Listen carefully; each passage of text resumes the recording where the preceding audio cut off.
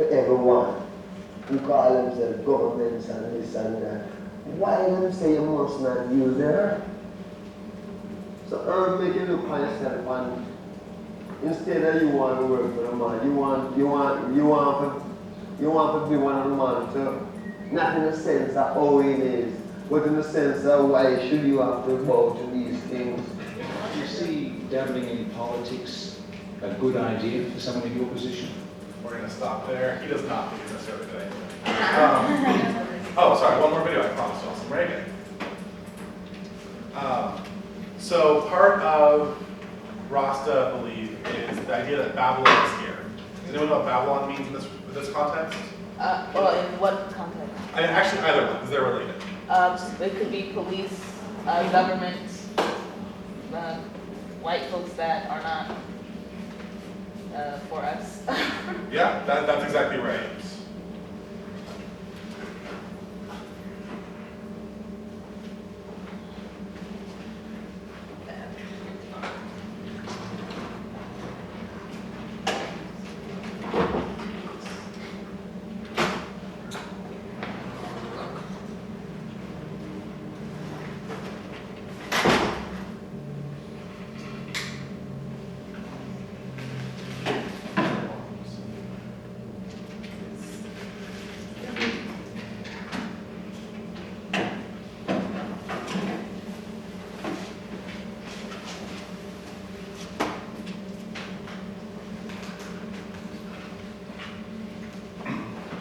Upwork has the world's largest network of proven independent professionals. Not the video I wanted, but this one will work to kind of give you a clue of what reggae is, for those of you who haven't heard it before. But Babylon, as Akila said, is anything in the West. It is the kind of colonizing, horrible parts of the West that created the slave trade, that police black bodies, that are contributing to black people redlining. All of this is part of Babylon. It's a great hegemonic entity that disenfranchises and hurts the black population. So one part of what Rastafari is you have to leave Babylon to go back to Zion, as they call it, to Africa. Because this West world was not made for you, it's not going to ever help you. That's one part of the belief there.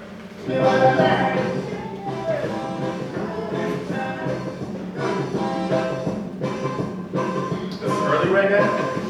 Bob Marley is one of those who makes it internationally popular. But reggae comes out from the 60s in Jamaica as a combination of different musical types. So they take calypso from Trinidad, they take some blues, R&B from the American South, they take music from all around the Black Caribbean and America to kind of create this new fusion of music, which is reggae.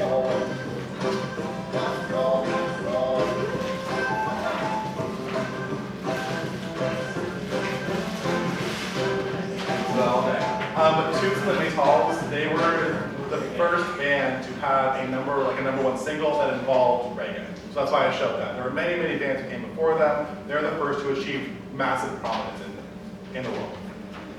We got Cuba here. So moving on. Went from Jamaica, so we're going a little northeast now to Jamaica. A little different here. Jamaica gets its slavery, massive slave population a little later. So after the Haitian Revolution ends, and there's a lot of slaves going to Haiti, they now switch to Cuba. So Cuba gets a large slave population in the 1800s, as we saw in that little map going across. And they're very much sugar-based. But they're also getting slaves, Yoruba slaves specifically. So a lot of these slaves, again, from one region, different culture, related cultures, to Jamaica. We'll get to that in the next one though. But massive import of slaves here. Does anyone know when slavery ended in Cuba? I guess it was the second to last place in the New World to end slavery.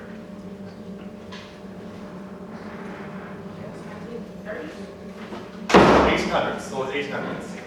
Yeah. So when did slavery end in the U.S.? 1865. 1865. Yeah. And it ended in Brazil in 1888. So Cuba's right there in the middle. Early 1880s is when it officially ended. So again, places. I'm sorry? Oh, yeah. You missed that first part of the talk. This is all formal black chattel slavery is what I'm talking about in these. But Yeah, people found very ingenious ways to keep slaves there. I'll jump ahead here, but when slavery ended in most of the hemisphere, there's only 3 places that ended immediately. The British colony of Antigua ended immediately, Haiti with the Haitian Revolution, and Chile. Everywhere else had a bunch of really weird laws, like free womb laws. Like all the children born after this would be free until they were 25. Or they would have these apprenticeship programs where you would have to pay your master for your freedom. So you would be freed, technically, like, okay, Dante, it's 2020, this is the law, you're freed, but you have to work for your master for 10 years because it's unfair to make them lose the labor. So there's a bunch of weird stuff they would do in the Caribbean and South America like that. But here, yeah, Cuban Revolution 1959. That's kind of coming up in politics nowadays. Bernie Sanders brings it up, different things like that. But it's here because Fidel Castro, the leader here, met with Malcolm X in the 50s. He was a very big proponent of black rights. He believed that racism is anti-revolutionary, it's counter-revolutionary. So regardless of how you feel about that entity, it's very polemic, he did try and help that. He did do education programs to get generally poorer, rural black Cubans educated, get them into jobs that way. And then he, again, went to the US 5 times. He went with Malcolm X to understand these things. Anyone heard of Tupac? I'm assuming, yeah? Okay, anyone know who Tupac's aunt is? Ashada Shakur? Afeni or Ashada? Ashada Shakur, yeah. Where has Ashada Shakur been since 1984? Not here. Cuba, yeah, exactly. So there were a lot of black radicals in the 70s, 80s that fled to Cuba. One, because Castro was relatively on board with radical black politics, but also because the CIA and the FBI were hunting them down. I mean, if any of you had a black history class, you'll know the 70s and 80s, COINTELPRO destroyed leaders of the black community. Panthers, yeah, I mean, all of them. Panthers, SNCC, they were investigating everything. So a lot of the radical leaders who fled did flee to Cuba because it would harbor them. Here we go. Last part I'll talk about for Cuba here is the syncretized, sorry, I'm talking too much, I'm seeing the time. Syncretized religion. So Santeria, because a lot of Yoruba came to Cuba, they fused that with Catholicism to create their own religion.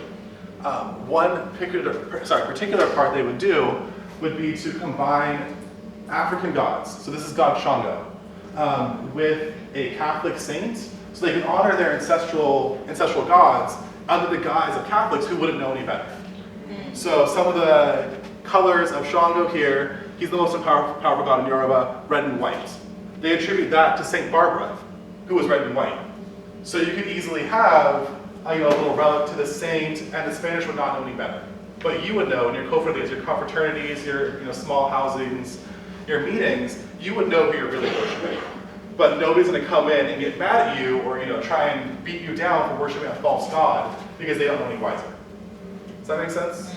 Hidden in plain sight. Yeah, exactly. Thank you. That's the easier way to say that. Hidden in plain sight. Because yeah, there's a lot in Santeria, also in Voodoo and Candomblé, which are the 3 different syncretic religions.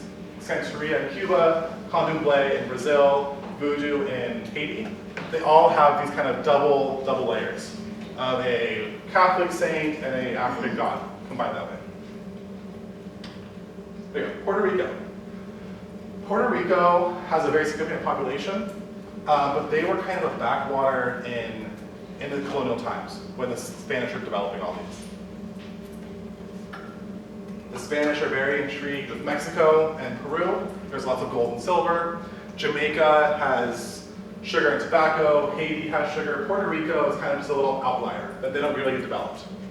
So one difference is a lot of Puerto Ricans prior to the Haitian Revolution got emancipated. So they got freed by their Spanish owners because it didn't necessarily make sense to keep enslaving them.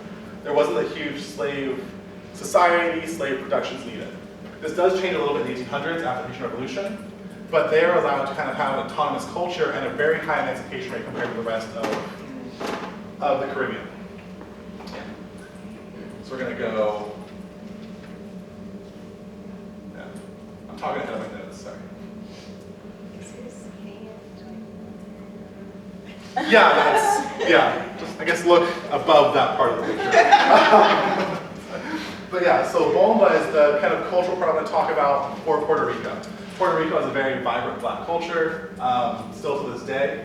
But bomba is African dance and music that comes straight from Africa. It came 40 years ago into Puerto Rico, and it's been practiced since then. It's one of like the most direct and pure African influences in the Americas. Because again, they have that freedom. So as you bring in more Yoruba people, different ones, so Yoruba, and then Bantus from the Guineas, and Igbo, and then the Fawn speakers from Dahomey were the big Africans who go to Puerto Rico. But bomba there is a dance style that's created based on drums, African drums, that kind of gave them a way to communicate before they learned each other's languages. Because Bantu, Fawn, and Yoruba are all very different languages. So we're gonna, videos are killing me, y'all, sorry.